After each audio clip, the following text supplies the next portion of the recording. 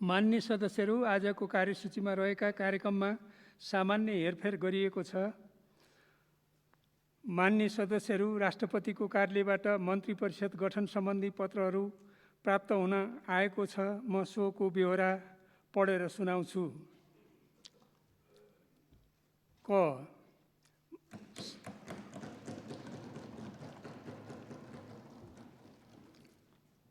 मान्य सदस्य के छ?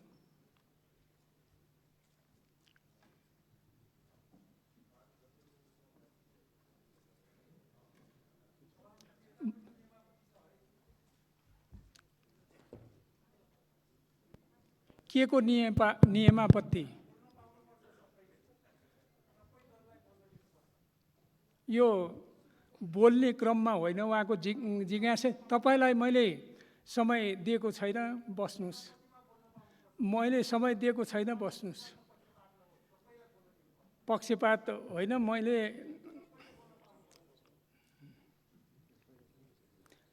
यो बोल्ने क्रमको कुरा होइन, बस्नुस्।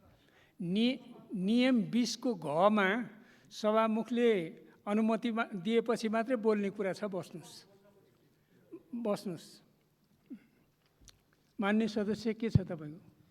सम्मान्य सभामुख महोदय, सम्मान्य सभामुख महोदयले समय दिनुभएकोमा म धन्यवाद दिन चाहन्छु। सर्वप्रथम सम्मान्य सभामुख महोदयले भन्नुभए जस्तै हामी नेपाली जनताको धेरै ठुलो मूल्यबाट दुई पटक संविधान सभाबाट लेखिएको संविधानमाथि जसरी प्रहार गरिएको थियो पुस 5 गतेका दिन, र जसरी त्यो संविधानबाट नेपाली जनताले आफ्ना लोकतान्त्रिक अधिकारहरूलाई सुरक्षित गर्ने र देशमा राजनीतिक स्थायित्वका साथ अगाडि बढ्ने। मान्य सदस्य, आफ्नो भनाइ 3 मिनेटमा राख्नु होला। सभामुख महोदय, यो 3 मिनटको प्रसङ्ग छैन यसमा, किनभने यसमा यति धेरै महत्त्वपूर्ण विषय छ।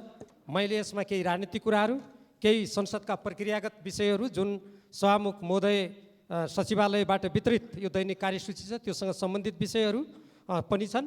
त्यसैले म सम्मान्य सभामुख महोदयलाई त्यो 3 मिनटको यो कुनै पूर्व निर्धारित समयको बन्देज नलगाइयोस् भनेर माग गर्दै मेरो कुरा अगाडि बढाउन अनुमति चाहन्छु।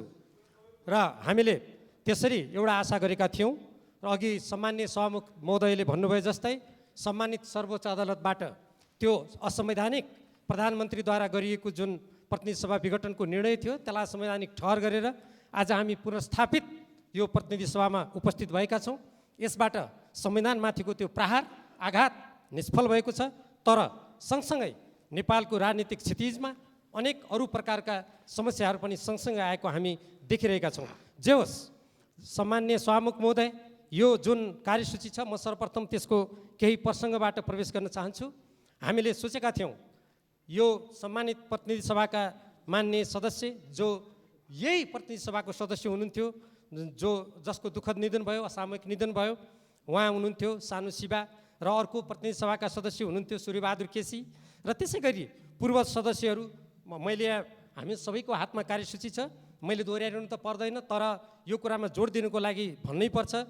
यसमा दीपक बहादुर गुरुङ, माननीय पूर्व सदस्य डाक्टर राममान श्रेष्ठ, संविधान सभाका सदस्य मानपुर चौधरी, पूर्व सदस्य वीरबहादुर लामा, पूर्व सदस्य ओमकार प्रसाद गौचन, पूर्व सदस्य इन्द्रहाङ लिम्बू, संविधान सभा सदस्य भीमप्रसाद गौतम, पूर्व सदस्य कमान सिंह लामा, पूर्व सदस्य गङ्गादत्त जोशी, पूर्व सदस्य एकनाथ राणा भाट, पूर्व सदस्य कुवर प्रसाद शर्मा र पूर्व सदस्य डाक्टर शङ्कर प्रसाद उप्रेती।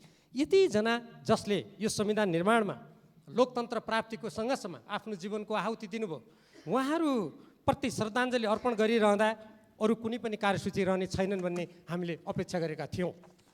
हामी सर्वप्रथम म स्वयं प्रतिनिधित्व गर्ने नेपाल कम्युनिस्ट पार्टी नेकपाको तर्फबाट उहाँहरूप्रति हार्दिक श्रद्धाञ्जली अर्पण गर्न चाहन्छु। तर सम्मान्य सभामुख महोदय, यी अरू कार्यसूची कहाँबाट आए? एक त यो लोकतन्त्रमा अध्यादेशबाट शासन गर्ने परम्परा कति उचित हो? कति त्यो रूपको त्यो प्रकारका काम कारबाहीलाई हामी लोकतन्त्रमा विश्वास गर्ने हाम्रो यो प्रतिनिधि सभाले स्वीकार गर्छ भन्ने प्रश्न उठ्छ एकातर्फ। अर्कोतर्फ यसरी अध्यादेशबाट शासन सञ्चालन गर्ने र संविधानलाई मिच्ने, संविधानको धारा 76 र 85 को अपव्याख्या गरेर यो प्रतिनिधि सभाको मृत्यु, यो प्रतिनिधि सभामाथि प्रहार गर्ने र यस्तो जुन कुरा आएको छ यसप्रति हाम्रो गम्भीर आपत्ति छ। त्यसको साथसाथै म के कुराको स्मरण गराउन चाहन्छु भने यो प्रतिनिधि सभामा जुन सरकार भनेर सभामुख महोदयले मान्य सदस्य गठनको कुरा गर्नुभयो, मान्य सदस्य तपाईँ रोकिनुहोस् एकछिन। के को नियमापत्ति तपाईँको? कुन नियमको के नियमापत्ति? नियम 26 अनुसार मैले नियमापत्ति गरेँ। के को नियमापत्ति खोलाउनु? 14 र नियमावलीको 93 लाई कोड गरेर म भन्न चाहन्छु। पहिलो बैठकको पहिलो सूचीमा अध्यादेशहरू पेश हुनुपर्ने भन्ने छ। त्यो बाहेकको अन्यथा कुरा हुनु गएको हुनाले यसलाई सच्याइयोस् भनेर म माग गर्न चाहन्छु सम्मानित सभामुख महोदय। होइन, मेरो ध्यान आकर्षण भयो, तपाईँ बस्नु। सम्मान्य सभामुख महोदय, म अर्को गम्भीर कुरातर्फ ध्यान आकर्षण गराउन चाहन्छु। आज मात्रै छोट्याउनुहोस् है, भनाइलाई छोट्याउनुहोस्। होइन, यो सम्मान्य सभामुख महोदय यति गम्भीर प्रश्न हाम्रो सामु छ। गम्भीर प्रश्नलाई पनि संक्षिप्तमा भन्नुहोस् न। यहाँ सम्मान्य सभामुख महोदय जुन कुर्सीबाट मलाई आदेश दिँदै हुनुहुन्छ, यसमा एउटा ध्यान आकर्षण गराउनै पर्ने विषय छ। त्यो के हो भने आज मात्रै सर्वोच्च अदालतबाट एउटा यस्तो फैसला आएको छ जुन फैसलाले यो सरकारले यसरी अध्यादेश ल्याउन पाउँछ कि पाउँदैन, यो कसको सरकार हो भन्ने प्रश्न यहाँ उठेको छ। यो सूचना, यो जानकारी सम्मान्य सभामुख महोदयलाई छ कि छैन? हुनुपर्छ। त्यसकारण म के भन्दैछु भने जुन कुराको वैधता छैन, जुन कुरा राजनीतिक दृष्टिकोणबाट, नैतिक दृष्टिकोणबाट, संवैधानिक दृष्टिकोणबाट, कानुनी दृष्टिकोणबाट र हाम्रो यो सम्मानित प्रतिनिधि सभाको परम्परा र अभ्यासबाट जुन कुरा यहाँ स्थापित हुँदैन, जुन कुराको अभ्यास गरिँदैन, त्यो कुराको अभ्यास नगरियोस् भनेर सम्मान्य सभामुख महोदयलाई आकर्षित गराउँदा के त्यसमा समयको बन्देज लाग्न सक्छ र? लाग्दैन सभामुख महोदय। त्यसकारण म के भन्न चाहन्छु भने जसरी पहिलो कुरा त प्रतिनिधि सभा विघटन भयो र त्यो प्रतिनिधि सभालाई जसले हत्या गर्यो, जुन सरकारका प्रधानमन्त्रीले, उहाँको अहिलेको स्थिति के हो हामीले थाहा पाउनुपर्छ कि पर्दैन यो पहिलो बैठकबाट? एक। दोस्रो कुरा, अहिले सम्मानित सर्वोच्च अदालतबाट हामीले भर्खरै समाचार माध्यममा पढ्न पायौँ, अब निर्वाचन आयोगले गरेको जुन फैसला थियो, तत्कालीन नेपाल कम्युनिस्ट पार्टी नेकपालाई दर्ता गरेको जुन थियो, त्यो एउटा आश्चर्यजनक कुरा हामीले सुनेका छौँ। सर्वोच्च अदालतले अब पार्टी निर्माण गर्ने रे। हामी यो कानुनी फैसला हो कि राजनीतिक फैसला हो, हामीले विचार विमर्श गर्नुपर्ने छ। यो व्यवस्थापक, यो व्यवस्थापिका, यो प्रतिनिधि सभा, हामीले यसका कुराहरूतर्फ हामीले ध्यान दिनुपर्ने छ। त्यसकारण म प्रश्न गर्न चाहन्छु, यदि नेपाल कम्युनिस्ट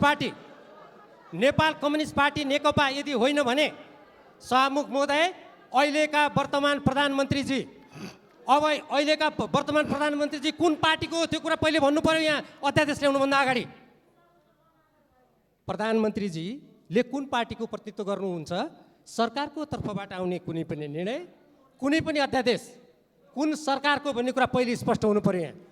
तब त्यसपछि मात्रै हामी ती अध्यादेशहरू सरकारको तर्फबाट यथोचित रूपमा ल्याइएका हुन् कि होइनन्, तिनीहरूको वैधता छ कि छैन, तिनले यहाँ कसरी प्रवेश पाउँछन्, तब मात्रै हामी त्यो कुरा गर्न सक्छौँ। त्यसकारण यस्तो गम्भीर विषय उठिरहेको मान्य सदस्य छोट्याउनुहोस्, तपाईँको कुरा दर्ज भइसक्यो। म छोट्याउन गइरहेको छु।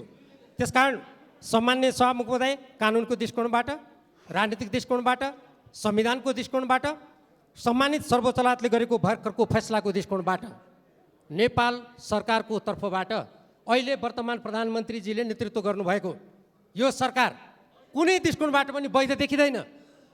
यो वैधता नै गुमाइसकेको सरकार र त्यसका प्रधानमन्त्रीले यहाँ हामीले राजीनामा दिएको त सुनेको छैनौँ।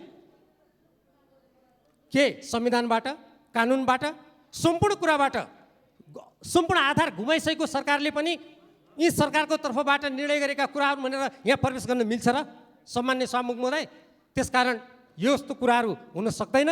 त्यसकारण सबभन्दा पहिले सरकारको स्थिति, स्वयं प्रधानमन्त्रीको स्थिति स्पष्ट हुनुपर्छ, तब मात्रै सरकारका अरू काम कारबाहीहरू, अध्यादेश भनेको हो कि कानुन भनेको हो कि के भनेको हो, ती कुराले तब मात्रै प्रवेश पाउँछन्। त्यसकारण यसमा हाम्रो दल नेपाल कम्युनिस्ट पार्टी नेकपाको तर्फबाट हाम्रो यसमा आपत्ति छ। हामी यी हाम्रा भर्खरै दिवंगत हुनुभएका जो मान्य सदस्यहरू हुनुहुन्छ, बहालवाला पनि हुनुहुन्थ्यो, पहिले पूर्व पनि हुनुहुन्थ्यो, उहाँहरूप्रति श्रद्धाञ्जली गर्ने, उहाँहरूप्रति सम्मान गर्ने कुरामा हामी शिर निहुराएर श्रद्धाञ्जली अर्पण गर्छौँ। तर यसरी सरकारले सम्पूर्ण रूपमा वैधता गुमाइसकेको, आफै हत्या गरेको प्रतिनिधि सभामा आफै प्रस्ताव राख्नु त अलिकति राजनीतिक रूपमा अप्ठ्यारो लाग्दैन र सम्माननीय सभामुख महोदय? बिट मार्नुहोस्, बिट त्यसकारण मार्नुहोस्। यो कुराप्रति हाम्रो आपत्ति छ। यदि सम्माननीय सभामुखजीले यो कुरालाई परिवर्तन गर्नुहुन्न कार्यसूची हाम्रो माग अनुसार भने यसमा हाम्रो विमति रहन्छ। हामी यो कुरालाई मान्न सक्दैनौँ, हामी अस्वीकार गर्छौँ र जबरजस्ती यदि सम्माननीय सभामुख महोदय यो कार्यसूचीमा प्रवेश गर्नुहुन्छ भने हामी त्यति बेला हामीले ती सम्पूर्ण प्रक्रियालाई बहिष्कार गर्नुपर्ने हुन्छ। धन्यवाद।